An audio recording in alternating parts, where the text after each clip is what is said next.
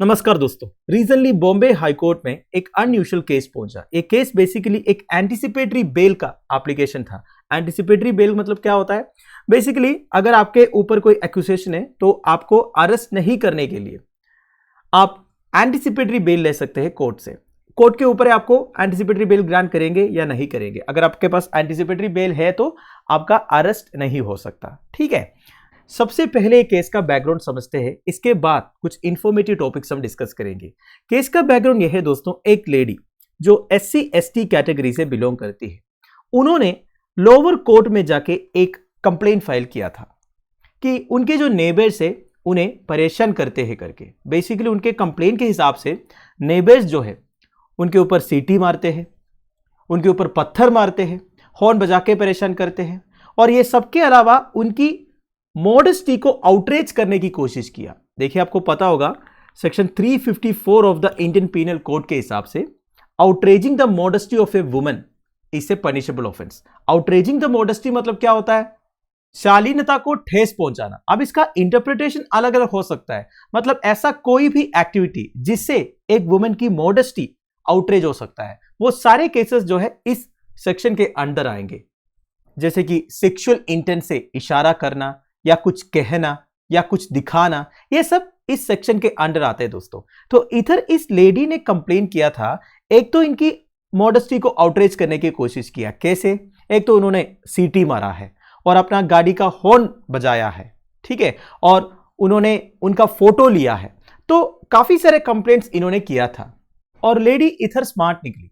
उन्होंने केवल सेक्शन 354 नहीं चार्ज किया, बल्कि SC/ST कैटेगरी से बिलोंग करने की वजह से prevention of atrocities against SC/ST act के कुछ प्रोविजंस भी चार्ज किया। पहले तो ये जो नेबर्स है वो लोअर कोर्ट में एंटीसिपेटरी बेल के लिए अप्लाई किया था, तो लोअर कोर्ट ने उन्हें एंटीसिपेटरी बेल देने से मना किया था। तो इन्होंने बॉम्बे हाई कोर्ट को अप्रोच किया। तो बॉम्बे हाई कोर्ट में हियरिंग हुआ। बॉम्बे हाई कोर्ट के जजेस का कहना यह है, whistling from terrace of house does not mean sexual assault on women. वैसे देखा जाएगा तो काफी सारे चार्जेस था इनके अगेंस्ट। जैसे कि मैंने आपको बोला कि लेडी ने कंप्लेंट किया था पत्थर मारा करके, फोटो लिया करके, वो सब के लिए कोई एविडेंस बॉम्बे हाई कोर्ट को दिखा नहीं। और रही सीटी मारने की बात, तो जजेस का कहना यह है, whistling from terrace of house does not mean sexual assault. केवल सीटी मारने से आप यह साबित नहीं कर सकता कि सेक्सुअल असोल्ट हुआ है। टू बी प्रिसाइज, हाईकोर्ट जजेस ने यह बोला, कुछ आवाज बनाने से आप यह नहीं बोल सकते कि सेक्सुअल असोल्ट हो रहा है। तो फाइनली बॉम्बे हाईकोर्ट ने इन्हें एंटीसिपेटरी बेल इश्यू किया भी है। एक्चुअली देखा जाएगा तो ये जो scheduled caste and scheduled tribes prevention of atrocities act 1989 है, इसका काफी मिसयूज होता है दोस्तों। मैं ये नहीं बोल रहा हूं उस लेडी ने मिसयूज किया है, क्योंकि एक्चुअली क्या हुआ है ये तो इन्वेस्टिगेशन के बाद ही पता चलेगा। बॉम्बे हाईकोर्ट ने केवल उन्हें एंटीसिपेटरी बेल या फिर प्री अरेस्ट बेल इश्यू किया है। पर आजकल ये देखने को मिल रहा है दोस्तों, जब भी कोई SC/ST कैटेगरी से बिलोंग करने वाला एक पर्सन के अगेंस्ट कुछ भी होता है, तो सबसे पहले वो ये प्रिवेंशन ऑफ अट्रोसिटीज एक्ट 1989 के अंडर चार्जेस फाइल करते हैं। और इस एक्ट के सेक्शन 18 के हिसाब से provision for anticipatory bail is not available to the offenders. पर इस पर्टिकुलर केस में जो प्रोसिक्यूशन है वो ये प्रूव नहीं कर पाया कि एक्चुअली अब्यूज हुआ है या नहीं, इसलिए बॉम्बे हाईकोर्ट ने एंटीसिपेटरी बेल इशू किया है। वैसे scheduled caste and tribes prevention of atrocities act 1989, जिसे SC/ST एक्ट भी बोलते हैं, ये एनैक्ट किया था मार्जिनलाइज्ड कम्युनिटीज को प्रोटेक्ट करने के लिए अगेंस्ट डिस्क्रिमिनेशन एंड अट्रोसिटीज। देखा जाएगा तो हमारे देश में बहुत पहले से मार्जिनलाइज्ड कम्युनिटीज के साथ काफी अत्याचार हुआ है दोस्तों।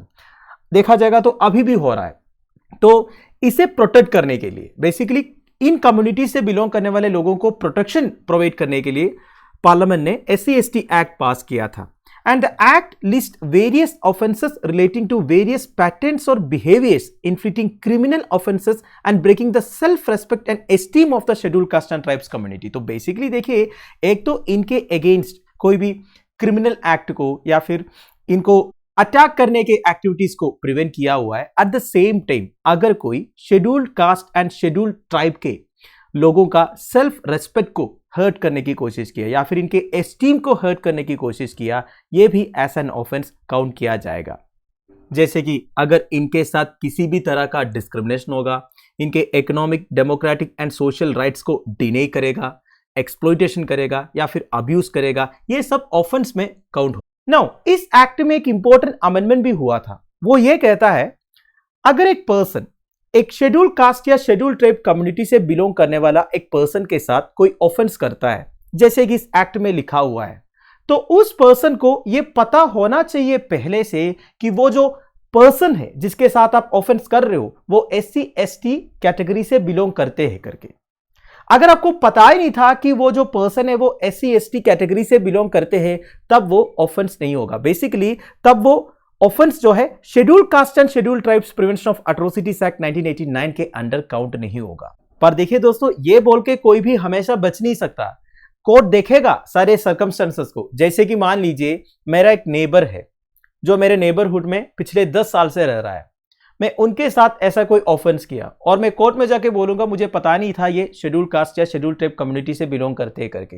ये तो नहीं हो सकता ना, 10 साल से वो उधर रह रहा है, तो आपको तो मालूम होगा। और एक इंपॉर्टेंट पॉइंट ये है, any public servant who deliberately neglects his duties under this act is liable to punishment with imprisonment for up to 6 months. मतलब देखिए, प्रिवेंशन ऑफ एट्रोसिटीज एक्ट 1989 के अंडर जो प्रोविजन है उसे इंप्लीमेंट करने के लिए कई सारे ऑफिशियल्स को अपॉइंट करते हैं। अगर वो ऑफिशियल या फिर पब्लिक सर्वेंट अपनी ड्यूटी ठीक से नहीं निभाएंगे तो उनको भी पनिशमेंट मिलेगा, imprisonment for up to 6 months. वापस टॉपिक पर आते हैं। What does the law say about assault of a woman. जैसे कि मैंने आपको पहले बोला, section 354 of the IPC any act by a person को क्रिमिनलाइज करता है दैट असोल्ट्स और uses criminal force against a woman with the intention और knowledge that it will outreach her modesty. मतलब क्या है, आपका जो एक्ट है उसकी वजह से एक वुमन की मॉडेस्टी आउटरेज हो सकता है।